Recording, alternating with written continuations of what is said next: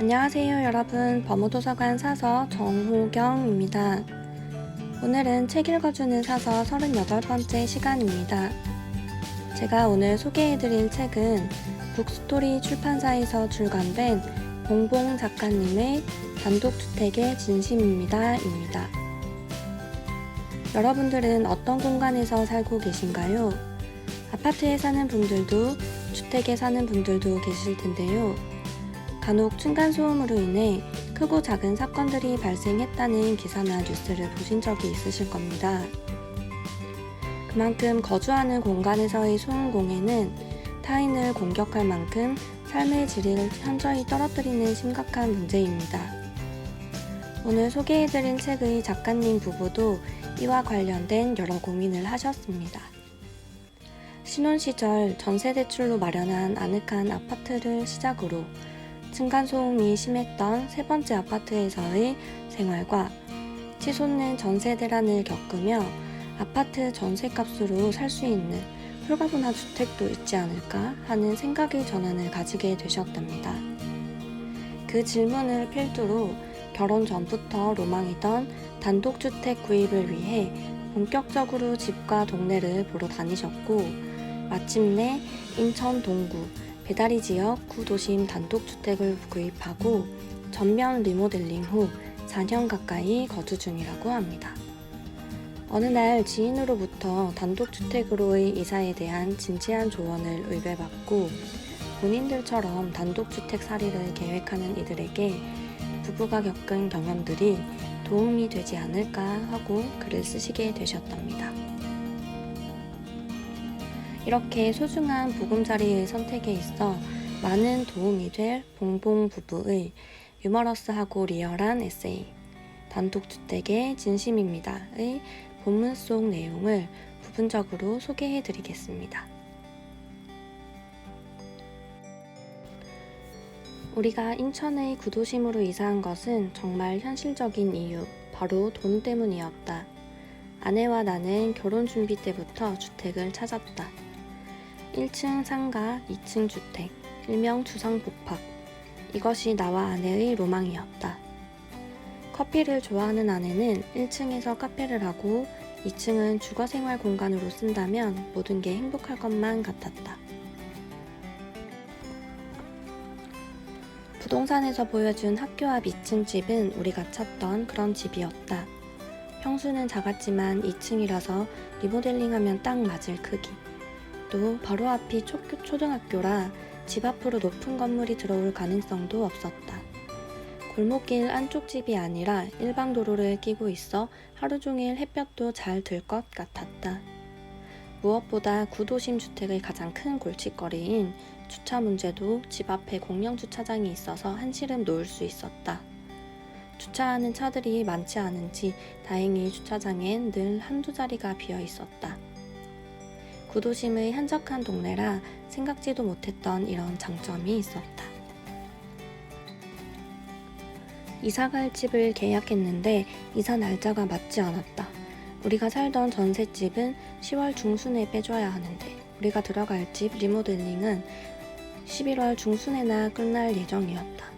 어쩔 수 없이 거의 한 달을 밖에서 지내야 했다. 어디서 한 달을 버텨야 하나. 엄마네로 들어가기는 그렇다고 한 달 살 집을 빌리기에는 돈도 없었다. 나는 엄마네로, 아내는 서울 사는 친구네 집으로 가는 것도 생각해봤지만 이 역시 쉽지 않았다. 모든 게 막막했다. 그런데 뜻하지 않은 곳에서 더 좋은 소식이 날아왔다. 결혼 후 제주로 내려간 회사 후배가 그동안 자신이 지내던 송도 오피스텔이 비었으니 그곳에서 지내면 어떻겠냐는 거였다. 기간도 한 달 정도 남았다고 했다. 어떻게 이렇게 딱 맞을 수가 있을까? 게다가 후배의 오피스텔은 그렇게 멋지다는 송도 신도시 야경을 볼 수 있는 호텔 레지던시였다. 구도심 주택으로 이사가기 전 마지막으로 보내는 신도시의 센티한 날들이 될 것이 분명했다. 그런데 그렇게 오피스텔에 들어간 지 일주일 만에 날벼락이 떨어졌다. 부동산에서 오피스텔 계약을 앞당겨 하는 바람에 다음 날 오전에 집을 비워야 한다는 후배의 다급한 전화가 왔다. 다음 날은 나도 아내도 회사를 가야 하는데 결국 그날 밤에 짐을 빼야 했다. 하필 둘 다 야근이라 10시가 넘어야 집에 들어갈 수 있었다. 야반도주가 따로 없었다.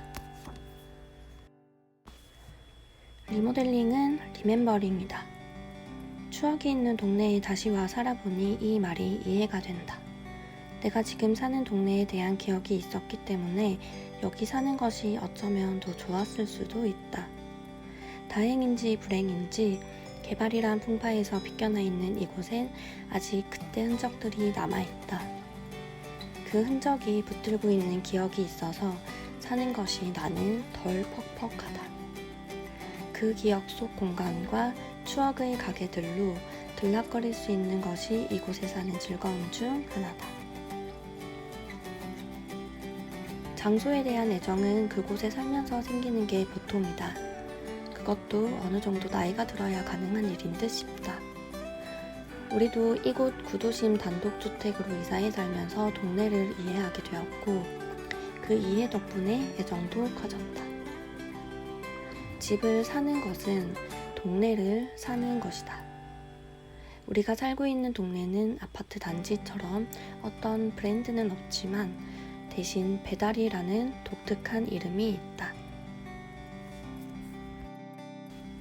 이모님과 이야기를 하다 보면 저절로 웃음이 나온다. 이모님은 사람을 기분 좋게 하는 마력이 있는 분이다.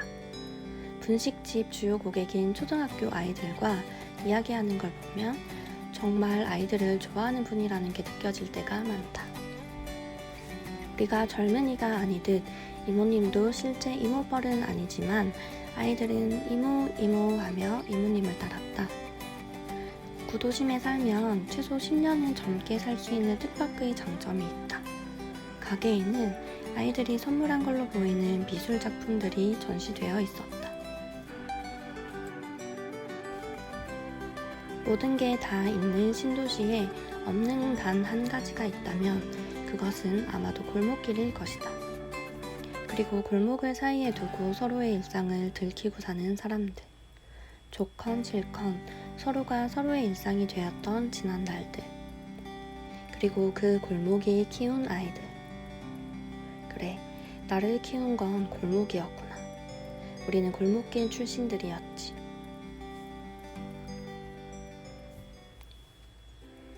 단독주택의 진심입니다는 단독주택을 구입하는 과정을 솔직하고 유머러스하게 그리면서 집의 의미에 대해서 다시금 질문을 던지는 에세이다.